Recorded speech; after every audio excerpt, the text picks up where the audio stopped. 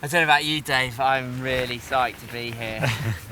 I'm really happy that I did the first pitch. I'm really happy that Dave did the second pitch, so this is the happy ledge at the moment, isn't it? Absolutely, man. Absolutely. It's just like a sort of island in the middle of nowhere. It's the only ledge on this whole face, so it's like a real sanctuary, and it's just such a pleasure to be able to stand and just see the whole vista out here. It's amazing. It's like the dance platform. Yeah.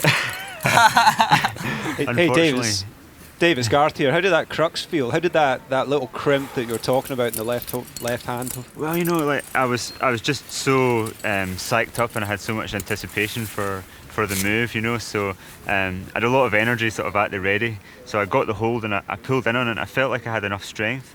But you know, I was really worried about that right foot, and that's the main thing that for the whole pitch. I was just kind of ready for my foot to start to hurt, and actually it was okay. As soon as I got adrenaline going, the pain just kind of disappeared, and all I thought about was getting the next hold. But I got my right hand over, and I got the hold really solid. But it's when you have to let go with your right foot and just take the swing, just absorb it. And then my arms completely straightened, and I was like, oh, I'm gonna fall, and I just held it. So after that, I was just really determined to keep going. But it did feel kind of limit because I was just a bit tight, a bit nervous, and it just all the time thinking, is that right foot about to hurt? You know, if I twist it, if I'm just start to go into automatic mode and just think about my climbing, and I was having to, like, every time I put my right foot on the rock, I had to sort of switch out of my normal automatic mode and think, is that going to be okay? And so it was like interrupting my flow, I suppose, you know. Yeah. But it worked out fine, you know. I was like just psyched up and felt great. So I was struggling a bit towards the end. My right arm seemed to get really tired, and I couldn't get it to recover for the rest of the pitch. Yeah. So I was kind of fighting a bit. So it was a bit kind of messy. I wasn't really that pleased with the end part, but it was okay. The main thing is I got to the beat. Well, exactly. Yes. I think you deserve a pat in the back for that. Yeah, you're not wrong. There you go. That's from Garth. I have to say, to give you an idea of how big that hold is, this is where I was hanging it on my fingertips. It's small. Nippy. Yeah, it's not a big hold. But Tim, you're leading off for the third pitch, I understand, and there's, you know, a serious amount of climbing still to be done today. And are you feeling strong after coming off at that second pitch? Yeah, I feel good. It's in a strange way, because I fell off that, I missed out quite a lot of the hard climbing. Which is good. I felt a lot of pressure than I would have done if I'd stayed on. So I feel good, actually. This is my big pitch. This is about a 35-40 metre pitch. The crux is right at the end. There's 3 crux sections on it, and the last one is the hardest one for me. So got a lot of climbing. I think I know what I've got to do, and I just need to make sure I've got enough beans in the tank to be able to execute the move right at the end. Yeah, this pitch is like almost the exact opposite of the last one, because the last one was like full on hardcore right at the start, and then you just got to keep it together for the rest of it, and all you're thinking of is keep it together and you'll get to the belay. But on this one, you've got to keep it together, but knowing that you've got that hard bit right at the very end. So it takes a lot more composure, this pitch, I think. So I think experience and, well, yeah, you'll be fine. You've got confidence in spades. Yeah, I really need to do this pitch without falling off. Like because it's going to take me like 20 minutes or half an hour to get to that crux move. And if I do fall off it means I've got to come all the way back down here. We've decided that Dave would have a go if that was to happen, because he'll be fresh and what have you. So it's all down to time, you know. It's all down to this time limit that we've got. Yeah. I tell you what, I think I'll be fresh in my arms. But in the time that you were climbing the second pitch there, and I was sitting down, my ankle did get a bit stiff there, and it's kind of swollen up. I don't know if you can get that. You can see it's kind of turned a little bit red, and it's kind of swelling a wee bit. But I think it's like now that I've stood up and I'm just moving it about again, it's loosening up. But yeah, I think I find that quite exciting to lead at the moment. So how's your ibuprofen my fingers are sandwich? crossed for you. Yeah, I had ibuprofen for lunch there. Much needed. You know, Dave, Garth here again. I think it's fair to say that the climbing to come is probably a lot more on your feet, isn't it? So I guess that is going to be at the forefront of your mind. It is, yeah. Well, I mean, thankfully I'll be on the easy end of the rope, you know, and it's Tim's lead, so that'll make it a lot easier for me. But yeah, I mean, we've got to make a plan for it. If Tim does fall off right at the end, you know, it's going to take a long time for him to rest and have another go. So I probably will go up and have a shot at it. For sure. So we'll just see how it goes. I mean, that's what we're here for, a bit of an adventure, and you just don't know how it's going to turn out. But the main thing we can do is just get on with it and go for it. Funny you say that the next pitch is more on your feet. Well, the next cameraman who's just due-marred up to the end of this pitch, he's about 25 feet out from where we are, so it's still really, really overhanging. And the pitch above that's a big roof. So it doesn't stop, does it? It's definitely not over yet.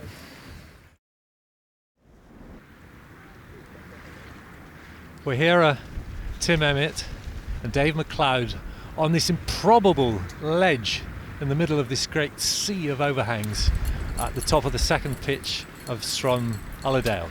And in case you're wondering who the other people are there, of course there are the cameramen who make this all possible. And you can also see their rigging ropes hanging way out from the cliff, blowing in the wind.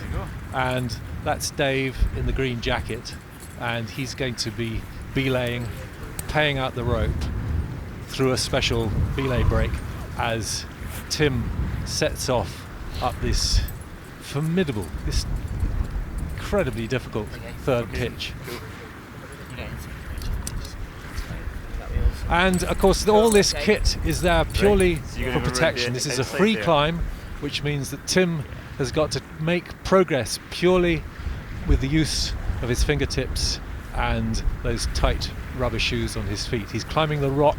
The gear is purely there to protect him. Go for it. Enjoy yourself, man. Right.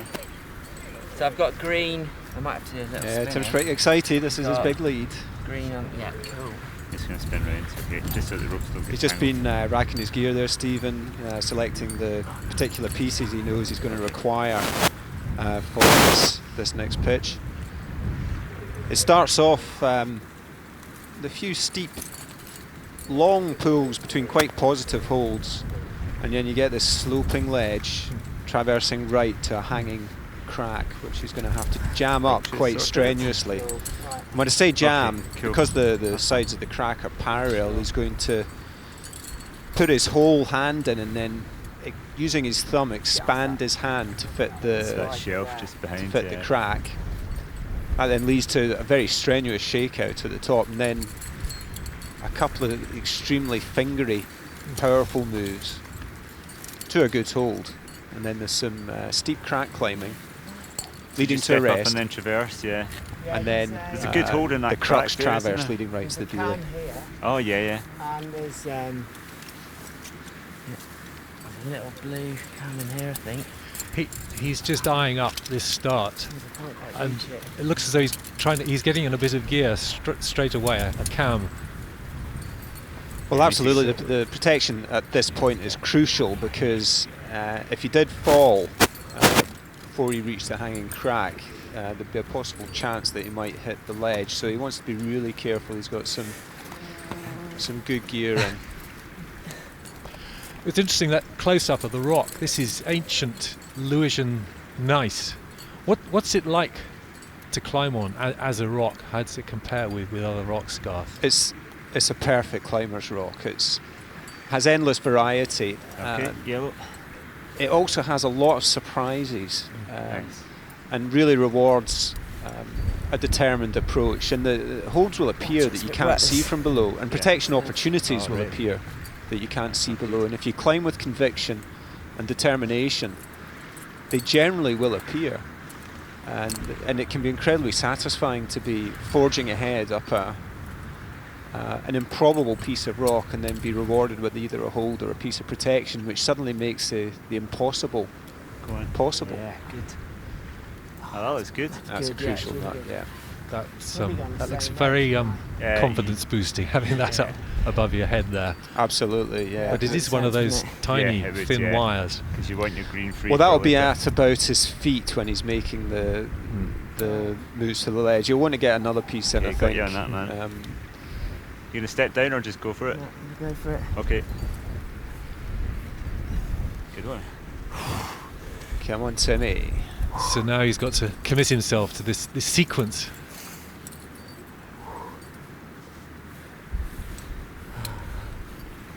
Right, Got you on yellow, man. Got you on yellow. This pitch is right up Tim's street. He's going to love this.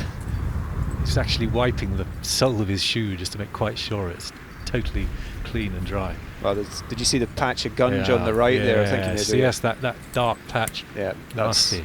That's a real sort of slimy ooze, that, and if any of that got on your shoes, you just lose all frictional properties. It's shoot off. Go on, Tim. Yeah, he's just going to place another small wire just to protect these next few Good moves. stuff. On yellow? Yeah. Yeah. Okay. Yeah. Brilliant. And again, it's perfect teamwork, partnership. Dave giving him all the support. Absolutely. Go on, it's a good spike up. Is that a good spike up on the right? It's, Go on. Yeah. And now you can see the true angle of. Oh. Timmy. Good stuff. That's it. Sloping hand ledge leading right now. Chill now. Yeah, cool. Good holds. Is that the good flake? Yeah? Yeah. Excellent. Well done, man. Dispatched. Awesome. Awesome. One hard move down, climbing 2 to that. go. Bit spicy above the belay, but Yeah. I love the understatement, spicy. The spicy read, humongously difficult and terrifying. Yes, Tim has a wide vocabulary of these sorts of words.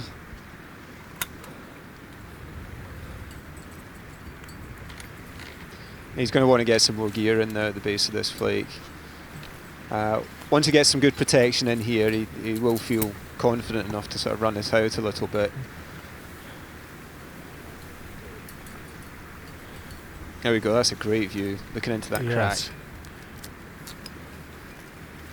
And then he's actually got a proper hand. I can even imagine hanging on to that hold briefly.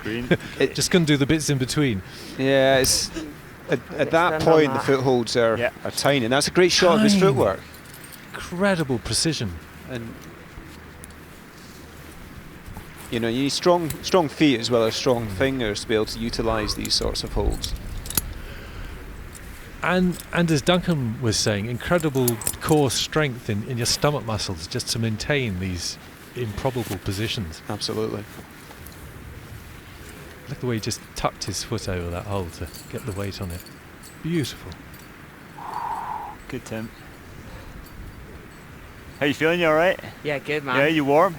Yeah, What about your hands? yeah, Okay. good. Yeah. Cool.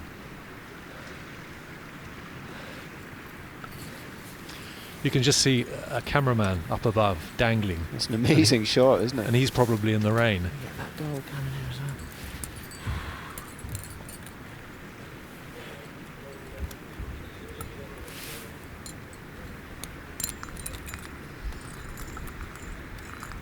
What a shot. Huge amounts of air. And that's the other thing, just being unfazed by that exposure, by that space below you. Good stuff. Exactly. Well, I mean, the climbing is so demanding, it requires all your focus. So in many of these situations, you'll actually shut out the exposure. You won't altogether be aware of it. And of course, actually, the irony is that it's actually safer to fall off on an overhanging cliff than on a less steep cliff, because at least you know you're not going to hit anything. Exactly. There's much less chance of hitting anything on the way down. That's a hand jam in there. Oh wow, look at that jam. Yeah.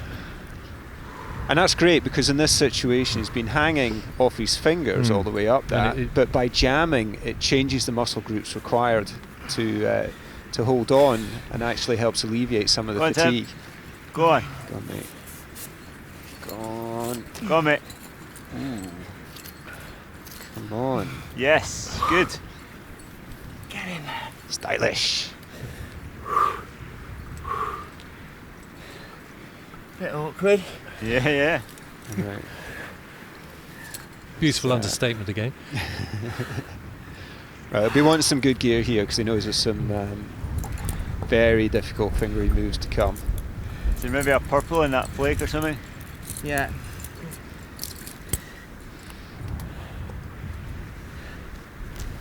Yeah. I guess you want a bit that. of green, eh? Yeah. Nice. It's really good. Yeah, it must feel a bit safer with that in. Yeah, it's really. Woo! Sit, Tim, take a breather there, you know what you've got to do. Just gonna chill out for a minute. Yeah. So those jams have digged right into my hands. Yeah. Got. And they're still kind of cut up from your last trip, aren't they? That's right. Tim has quite a collection of scars in the back of his hands from climbing hand jamming cracks in the Bugaboos a few weeks ago. Oh, the Bugaboos, which is coarse granite. Exactly, yes. yeah. Hand jamming can really rip your. The Bugaboos are in Canada. These wonderful granite spires, and Tim's been there very recently. But famous for hand ripping jam cracks. All right, Dave. Hey, Okay. Watch us here, mate. check Yeah, the yeah, I'm soles out. watching These you. are the crimps that he's going to have to go for. Got you on green. And, When you say crimped, so basically he's got his Go on. fingers just over an edge, tiny edge. exactly, less than first Go on, joint Tim. edges. Yeah. Come on. Tim. Come on, Tim. Good hold coming. Come on. That's it. Yes. Nice work. That's it. Awesome. Now the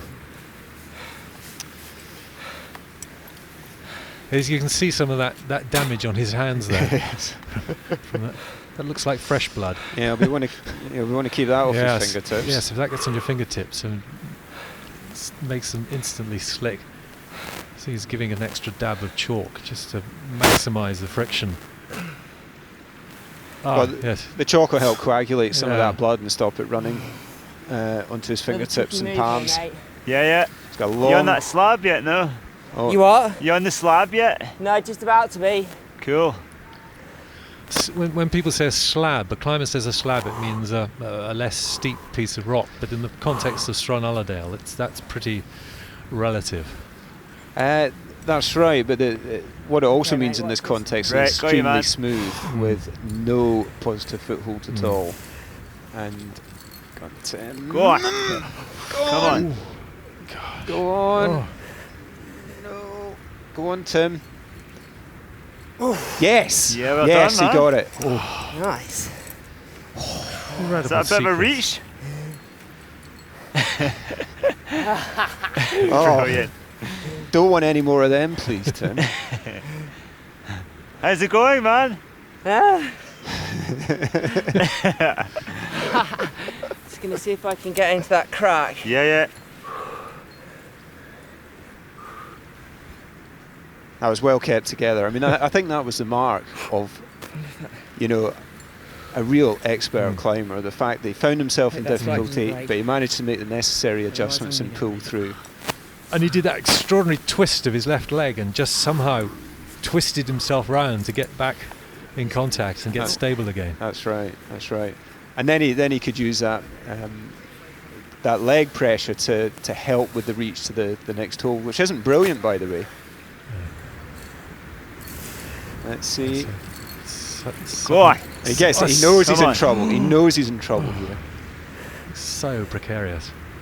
He's holding it together. Yes, there he goes. Yeah, well done, man. Nice. And just palming off with his right that a bit of hand a on reach? nothing. Yeah. I mean, his first plan, the first way that he planned to do the move didn't immediately work out for him. But he was then in a position he couldn't reverse, and he had to try and think in the spur of the moment to come up with a solution to allow him to make it, and that's exactly what he did.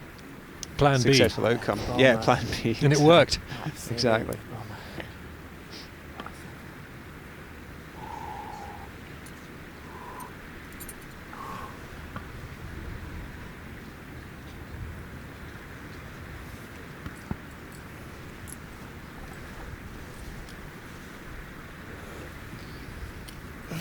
Right, another few moves, Stuck and on then green, mate. Thanks. Okay, man. Tim will be reaching a really good rest, which I think he'll be spending Did you a bit get of time something on. out on the right? I've got the Is he 2 aiming bits of for gear that in outright. Fantastic. slanting Yeah, crack? they're awesome. Heading up to the flake. Okay. Got a big move and then... Yeah, it's quite tricky, I think.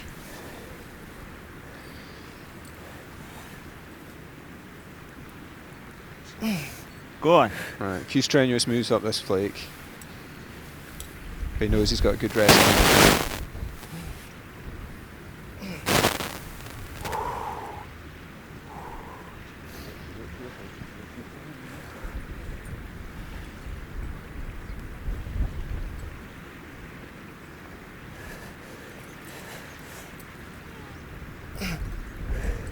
Go on, Tim. Oh, he's working hard now.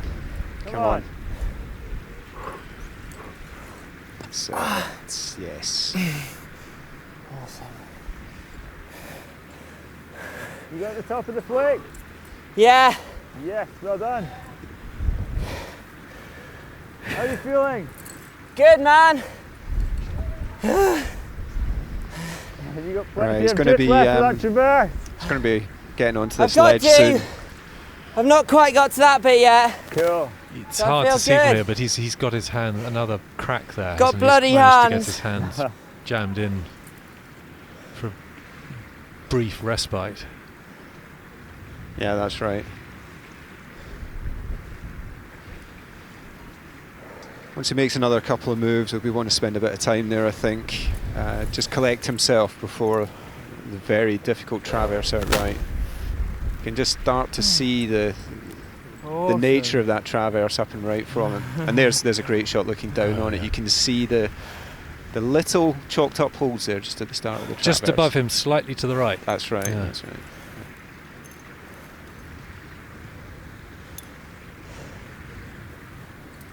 I think the cloud level is dropping in the distance. More weather on the way. What's amazing is how, I mean, this route is Dave's, his creation. It's a work of art, and he had the vision to see the possibility of a route through such improbable terrain. It's staggering, really. You know, as I said before, it is a work of genius to be able to see that this was possible. And there's been a lot of talk about athletes, and they are supreme athletes. But I like to think artists, climbers are also artists. So there's an artistry to it. It's a wonderfully creative sport. Yes, I mean to be able to see that these moves, especially on the crux, were indeed possible. Does require man. an incredible Watching vision. it. I mean, it's all very well linking together big obvious features, but the subtle parts of this climb which piece it all together really require a special eye.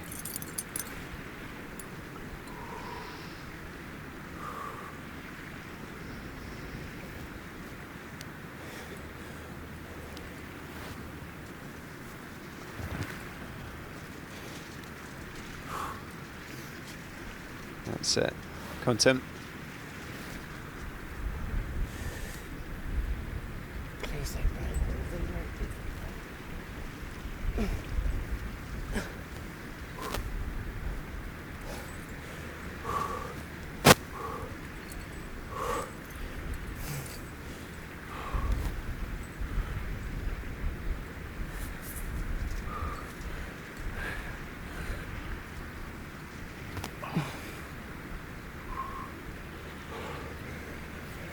Good work, Tim. Doing well. Just keeps on coming, move after move after move. It's incredibly sustained, isn't it? You just got to be so bold and committed. You just can't dither in a place like this. Yeah, absolutely. Hey, cheers, Garth. Are you out of the gear? Yeah. Oh, cool. Thanks, Garth. Welcome, lads. What they're referring to there, Now, how did Steve, that is- get there? Yes, From the Dr. Garth. Um, Garthwaite. when I went up there with Tim the Cool, other mate. day, I'm gonna chill out here for a minute. Okay, yeah. Get your strength back. I was seconding this pitch, and I was fairly sure I would fall off in the traverse. Now, if I'd unclipped that gear before starting out in the traverse, I would have taken a huge swing. Now, I wasn't that happy about that idea, so I agreed with Tim that I would leave that gear in and tension off it so I could tension across the slab until I was beneath the beelie. Until the then- rope was directly above you. Exactly, yeah, and then go straight up to the beelie from that. Now Tim's jettisoning some of the extra gear here. He's trying to drop a bit of weight. Really, it's that critical. Absolutely. He doesn't want any additional weight for this traverse because it really is all on the fingers. Some tenuous moves. So he's leaving it there for Dave to pick up when he follows. Exactly, yeah. So from here he's got to come out right. And what's he aiming for? What is there to go for? Well, it starts off with a series of quite positive finger holds, but hardly any footholds. And he did actually fall off this when he tried it before. That will be fresh in his mind. He succeeded second try after a rest, but for the free ascent he can't rest on any of the gear. He can't fall. He knows that. But the reality of what happened before can't be far from his mind. So out there to the right, that's where he's got to go. Or is it slightly up and right? Just trying to catch sight of the holds. I mean, I can't see any holes there. Slightly down and right, I think. Just down from his left elbow there, I think you can see some small dabs of chalk, and I think that's the start of the finger holds. Okay, Dave. Okay, man, watching you. Go for it. Sí, bueno. Venga, venga, Tim.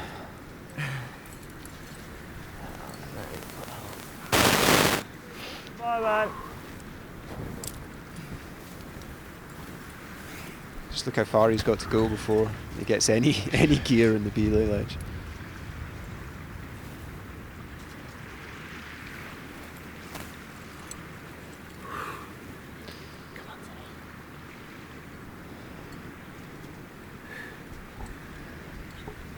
Go on, Tim, go for it. Go on. Go on, Tim. That's it. That shot. Come on, mate. Go on! Go on. Come on, man. Come on. Yes! That's hard. You said it, mate. Right. Good work. It was interesting talking to Tim earlier about this section. That although that looks incredibly strenuous, That was harder than I thought it was going to be. it was a mistake with his footwork that he made that caused him to fall off. And he obviously got his foot sequence perfect that time. But even so, I mean, those are very, very strenuous pulls. That's the classic thing, even with beginners on the easiest climbs. You always say, use your feet, use your feet. Yeah. And it even applies here, where it appears there's nothing for your feet. Well, the thing is that in this sort of context, climbing's actually similar to chess in that it's all very well to consider the position you're in, but you have to plan ahead. You have to plan your moves ahead. Look at that sequence. Are you on that big clean ledge, Tim? Hang on, mate. Okay, cool. Doing well, man. That's such a wild pitch. It's just so wild.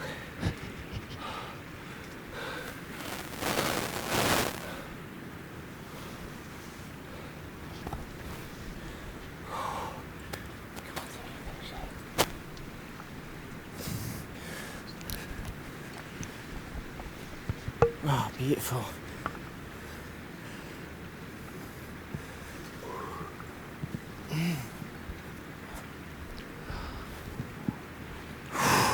Come on, Tim. Watch those feet. Almost there.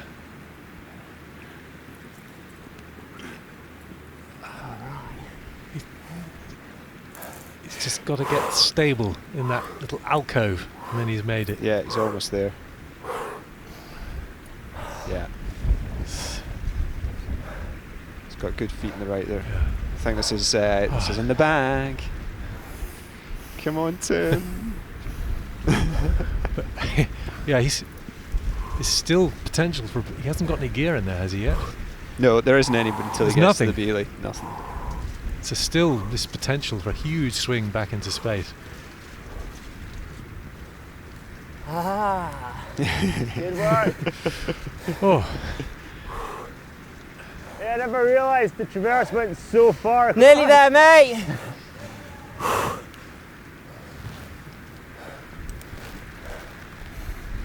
nice.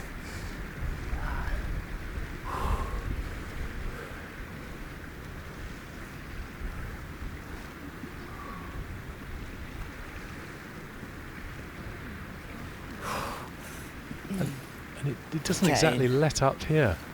All right. Go. And now I'm in the lies. belay. Awesome. Nice one, Tim. Oh. Nice one. Well done, man. Oh, fire. Well done. That was fun. I nearly fell off. Pictures in the bag.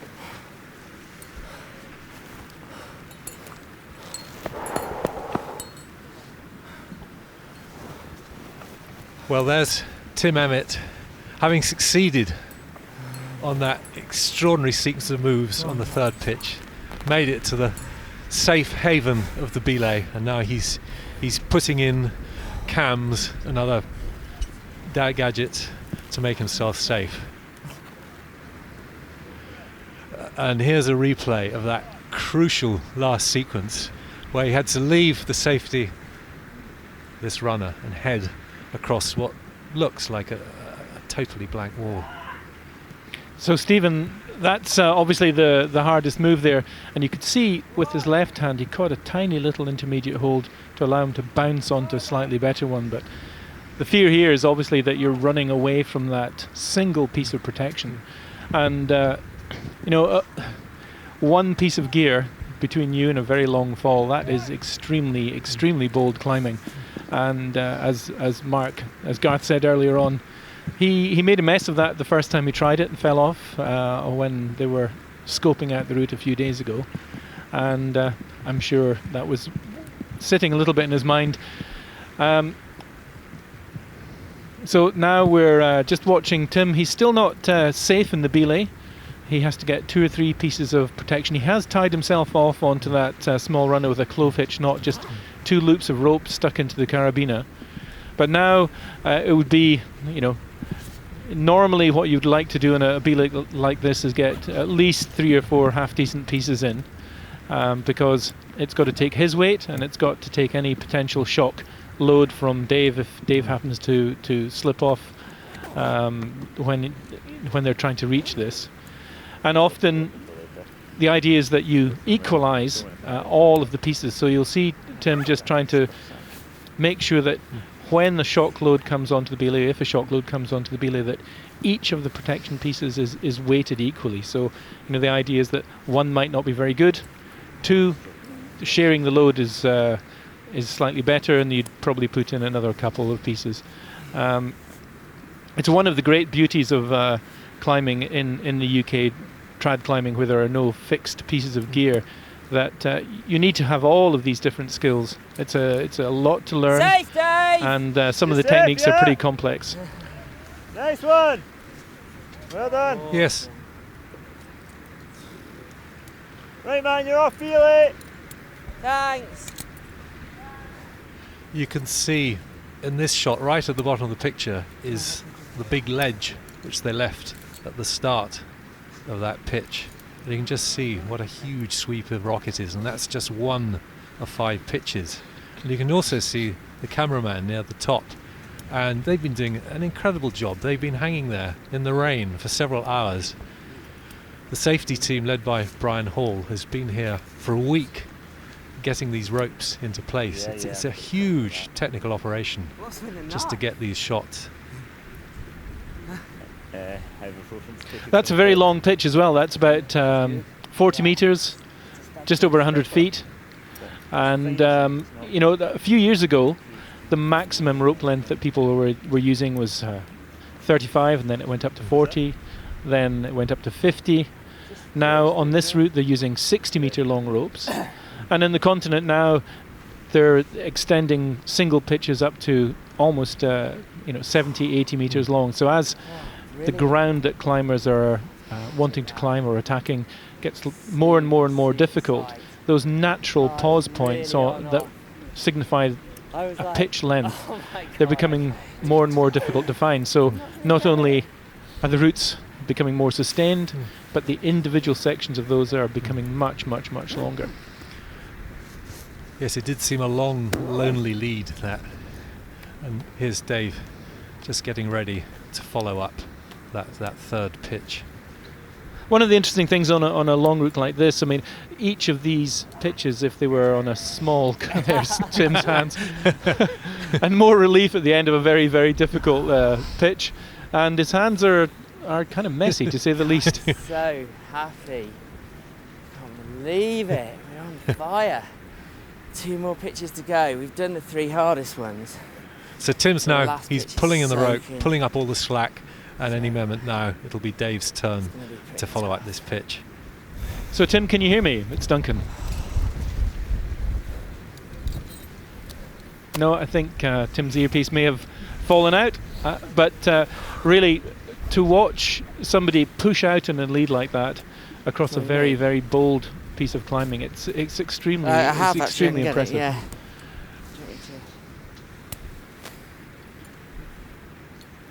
So one of the other issues that you've got in a long climb like this is you need to fuel yourself. And at the belay they would be drinking sports drinks with a small percentage of carbohydrate mixed in with water, energy bars, something with sustained release of energy to allow you to keep going. But eat too much, and then too much blood is going to your stomach, takes the blood away from your body. So it's a very fine balance between just enough fuel to keep you going, and you don't want to eat too much because even that will make you heavy. And it was interesting to see that Tim, who knew that there was not much protection between the last runner and the belay, he just dumped all the excess weight, and now poor Dave has to pick that up, and he will have the load of that metalware as he climbs towards this stance. And it really is most extraordinary position, very, very intimidating for anyone who's not used to being like that, but very, very, very cool indeed. So welcome, Cameron. Thank you, Duncan. I can report that the weather now seems to have improved quite a bit. The rain's gone off, and I think the Celtic mountain gods are maybe smiling on us at last. Dave's set off. He's making the most of the good conditions. That rock's still remarkably dry, though, Duncan. It is. I mean, it's a really, really steep cliff. It's an amazing piece of rock that sits here out in the islands, and very, very few people have even attempted to climb on this cliff. In fact, 10 times more people have climbed Everest. So, despite the fact there's virtually no correlation between they're all climbing disciplines, this is rare. This is a very, very rare opportunity to watch people on a cliff like this, but also in a relatively remote location within the British Isles. It's quite extraordinary. When you think of some of the seminal climbing centres in Britain, the Peak District, the Lake District, Glencoe, Ben Nevis, you don't immediately think of Sron Uladail and Harris.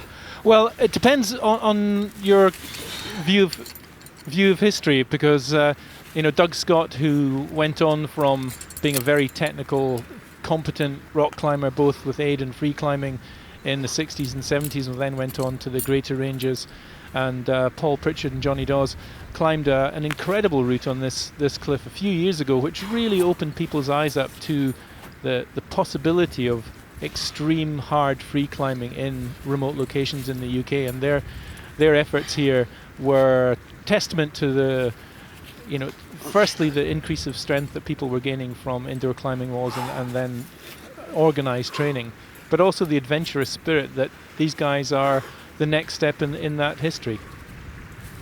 As Dave's making his way up this third pitch, moving up so well. It's quite interesting to look at the position of this particular crag here on North Harris. The hills of North Harris are not terribly well known amongst hill goers and mountaineers, but it really is a phenomenal area. and not only for lovely high hills, but for beautiful white beaches, a great rugged coastline. There really is so much here that the North Harris Trust people can be so proud of, and it really doesn't surprise me that they're very keen to attract more adventure sports type people out to the Hebrides. You can see Dave here is using a technique called a heel hook. He's basically jammed his left heel onto the rock. The idea with that is that you take a little bit of strain. You're probably taking about 20 or 30% of strain off his hands there. And all of these techniques are hard learned. You know, just hanging there simply in your hands means that you're limiting your chances of completing a strenuous pitch like this. But the remarkable thing for me looking at this pitch was how bold and how intimidating this next slab appeared from below. And a couple of... Got you, mate. It's very, very, very smooth rock, and it changes in nature from the crack. It gives a lot, and then you move out here and it really, really doesn't give very much. So the sequence of moves and the sequence of holds, you have to get them absolutely right. So not a slab, it's really overhanging. I'm just talking on the mic. How you doing, man? I'm okay. A little bit cold hands. You can see a little dab of blood Yeah, in the I think rock I might there. step right over to that horn and take a wee breather and warm my hands up. Yeah, good idea. Cool. Hey, you've been bleeding. Yeah. Yeah, I think he's noticed it too. No, it's the remnants of the alpine climbing trip in Canada. Yeah. So unlike some of the other sports where you're taken off Like the a bit pitch of a with a long blood move. injury, no chance of that here. Not so easy to be taken off, I guess. Go on, Dave.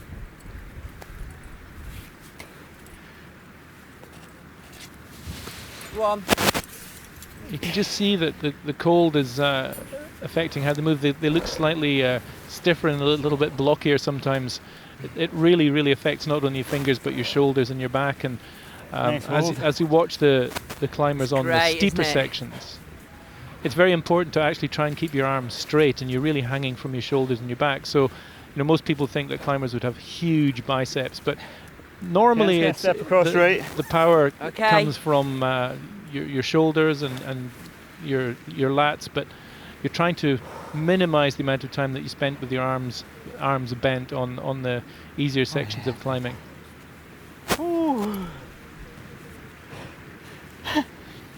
So the tiny little... You think are going to be less deeper still. Overhang. Look at the sense of scale in that, Duncan. You can see from that particular shot, it's you know, the climber's almost My arms lost are in just the a bit cold, so I'm vastness, just going to this stand great here for a minute or ocean two. Yeah, of, go of for it, Louisian Dave. ice. It really is quite extraordinary. And really, they're only Good halfway lead, up man. the Well cliff. done. Yes. Thanks. Yeah. You know, it strikes me that this is the land of the almost of the Norse sagas and the old Celtic mythology, the tales of Cuchulainn and Finn MacCool and Yeah, you'll Ossian, be the fine, great mate. the great I Celtic don't bard. think you'll come off. And I can't help but wonder what the likes of Ossian, that great songster of those Celtic days, would make of this. Whether these guys would go down in the sagas, whether these guys would be written about in the great If you do, songs there of aren't any old. sharp ledges to snag the rope These on, guys you'll really be are fine. heroes. Okay. They might well have been burnt as sorcerers, though. So you can see the scale. I think, as we've mentioned before, that any one of these pitches standing alone in a small cliff, going from ground to top, only a 30 or 40 metre pitch of this standard would be an exceptional piece of climbing in Scottish climbing history. But to stack 5 of them on top of each other in what is it's a remote location. The climbing is intimidating, and it's a testament to the skills that these guys are bringing to the area. This is a piece of history in the making. It's the most extraordinary thing and a great privilege to witness this. It's quite interesting that just this past winter, Dave repeated the routes, the amazing week of climbing of Robin Smith and Jimmy Marshall and Ben Nevis. And he has told me privately that he'd love to go back and do all those winter climbs in one day. It really is extraordinary. But what he's doing today is, I'm surely just as notable as Smith and Marshall achieved all those years ago, and Ben Nevis. Well, Paul Diffley, who's hanging there as a climbing cameraman, made a beautiful little small film of those climbs. And what was surprising when I saw it was how even in the 60s and the 50s, there was a sense of the uniqueness of the sport, the commune with nature, the communication with nature between the climbers, that interpretation of seasons and features and textures, which when I started climbing, it was all about how strong people were and how forceful they were, and the emphasis then was how do we get that strong. And what's interesting now is that as there's a great pressure on remote and valuable landscapes, there's so much more emphasis now on being ethical, being leaving only footprints, taking only pictures, and not damaging the arena that you have to play in. It's a very, very important part of any modern mountain culture. I mean, we've talked about Tim and Dave being remarkable athletes. I think Dougie mentioned at the very beginning that if climbing was an Olympic sport, Dave would be a multi-gold medalist. Is he that good? How does he compare with some of our top athletes, for example, or Chris Hoy or someone like who was a multi-gold medalist? I think both of the climbers, for certain, are absolutely at the top of a very difficult sport. Dave has broken his approach down into sport into almost a set of scientific blocks that he builds one on top of the other, another one, and then another one. And that approach has borne him to the very, very top of the sport in Scotland, and some of his achievements in this country have been truly exceptional. I think the frustration for me climbing in Scotland was that you'd travel to cliff, it would rain, it would be wet, and it would be cold, and after a long time trying to climb here, I went off to the Verdon Gorge where I met Cubby, who's on the cliff now, and that really changed my approach to climbing. But what is remarkable about Dave is that he's stuck with this country, and it really has done exceptional things. Some of the climbs he's repeated and some of his first ascents are absolutely at the very, very cutting edge of bold traditional climbing. He's no mean sport climber either. You mentioned Cubby there, Dave Cuthbertson, who's up on the mountain, one of our safety officers. Cubby's one of the few people who actually has another first ascent on this crag at Sron Uladail, put up quite a number of years ago, and a very, very fine climber in his own right, and possibly, before Dave came into prominence. What's that, Dave? Scotland's finest climber. Yeah, really long move to that. There's this thin above you on the left-hand side. A really long move. I got an undercut in a really sharp, thin flake that looks like it's going to come off. That's encouraging, isn't it? Yeah, it's all right. Don't pull on it too hard, Dave.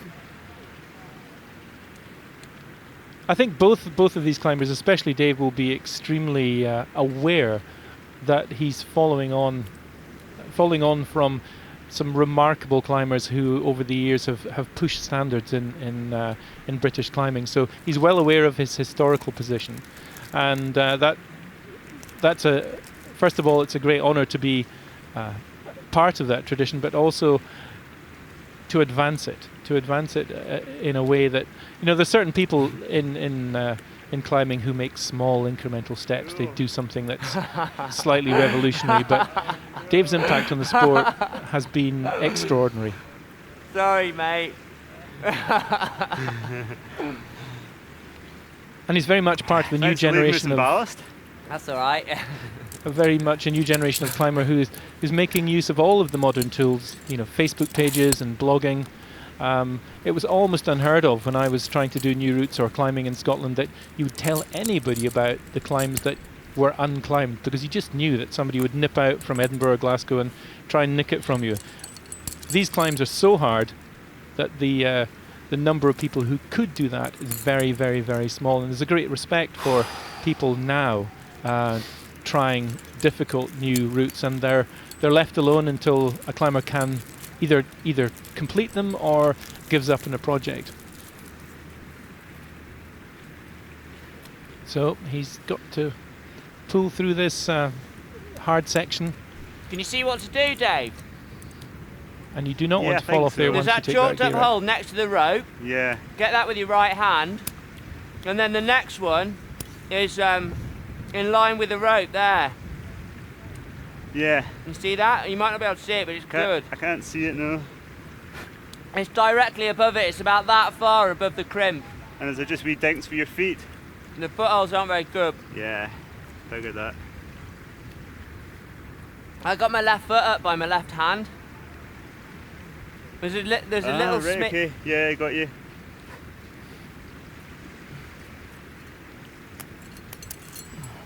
Okay, once he takes this gear out, he's almost in a leading position. The potential of a big swing onto the belay, a very real prospect.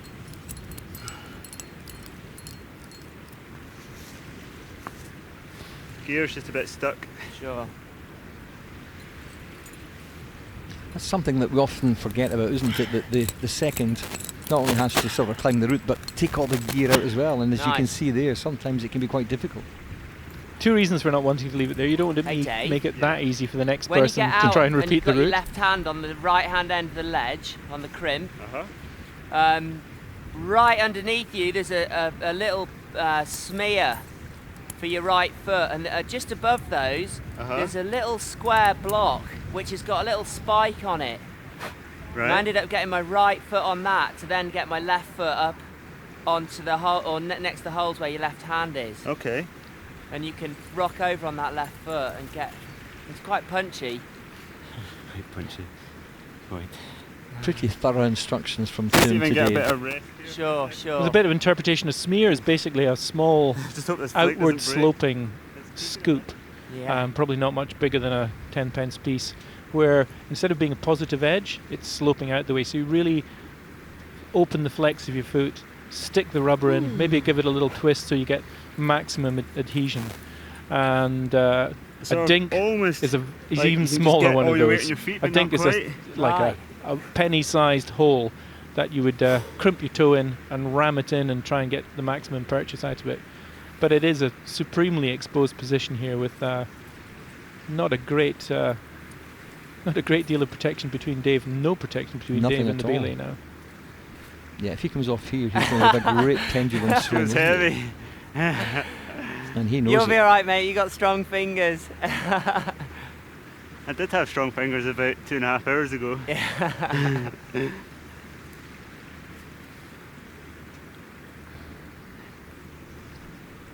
The crimps are good, they're really positive. Quite Yeah. small, but Yeah, yeah.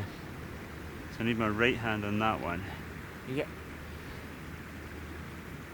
So you get your left hand at the end of the Yeah, little at the rail. end of it, yeah. Look for that little smear for your foot. And I've chalked up a couple of little thimble-sized pebbles for your feet as well. And then, yeah, go for it. I mean, they are talking about a sequence of moves here that I'll be fine if I can't fall see off, any though. of the holds Yeah, on you'll at be all. fine, you'll be fine. Um, I what can it- see both the holds from here, so I can give you a bit of instruction when you get there if you Yeah. need. And the But guys the are hold you're going for with your left obviously hand getting is tired now, directly Duncan. above They that must be right getting hand tired now crimp. after the It's not climbing left they've or done. anything, Yeah, it's but they've still straight got a long above way it. to go, and the Okay. next pitch is pretty overhanging, pretty Right, just a difficult. wee second and I'll get going. Cool, man. So Dave's just settling himself here to start the traverse, and yeah, it's beginning now to tell. They've been on the rock for a long time. They've done some very, very, very hard climbing, Okay, mate. and All right, Dave, we'll just watch Dave do this sequence. go on.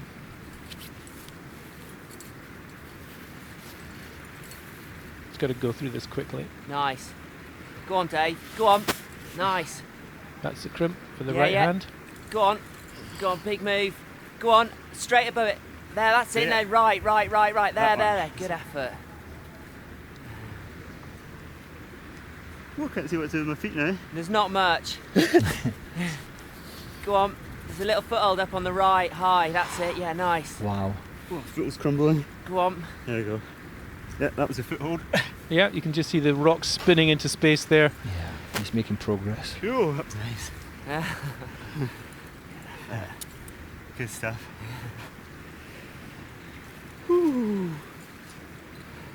Not far to go, Dave.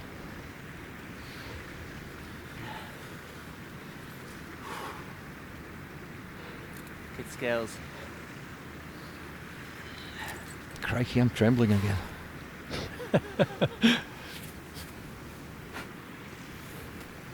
It's really remarkable to see, to just feel the psychology. You're very in a far from rest, that gear, you have to Yeah. move into an exposed position. The relief of coming through difficult moves into Yeah, a nice. position And I where, dropped down to for that. us, it still looks pretty audacious, but for them, it There's a just couple of begins wee to dinks, you can see become 'em. slightly more comfortable every move that you take towards the belay.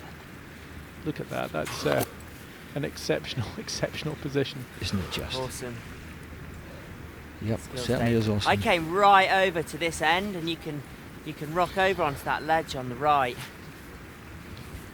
So it's just crossing his hands there. I mean, this is quite a big hole, but it's sloping out the way. So often you're just relying on pure friction of the skin against the rock, just trying to find the best place to place your hand, searching for that little crystal that will catch your skin. Come on.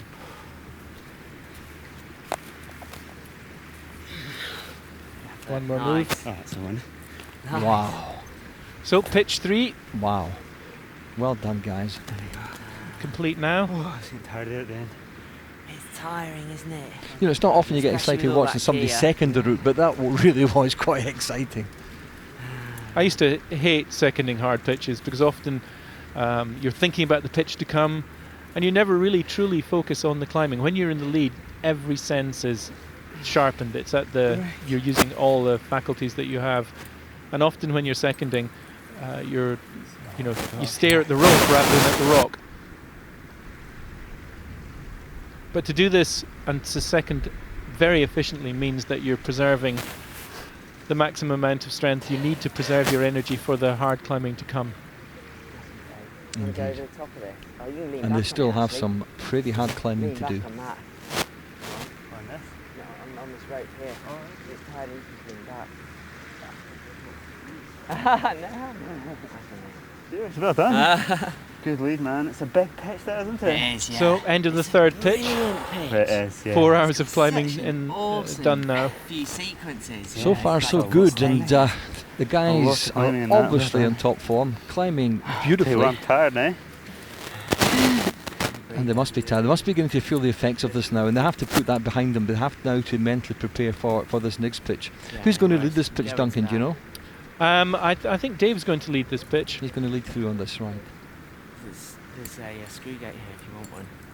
This is where now you really have to start thinking about all the hours and hours and hours of training that you've banked, that you've hanging on fingerboards, going to indoor climbing walls, bouldering outside. This is the difference between good climbers and absolute athletes at the top of their game. It's the banking of the training, the hours and hours and hours of dedication. And I think when you see people climb like this, you don't really understand that, both Dave and Tim will have spent, up to 4 or 5 days a week, 6-hour sessions, preparing for a fantastic expedition like this.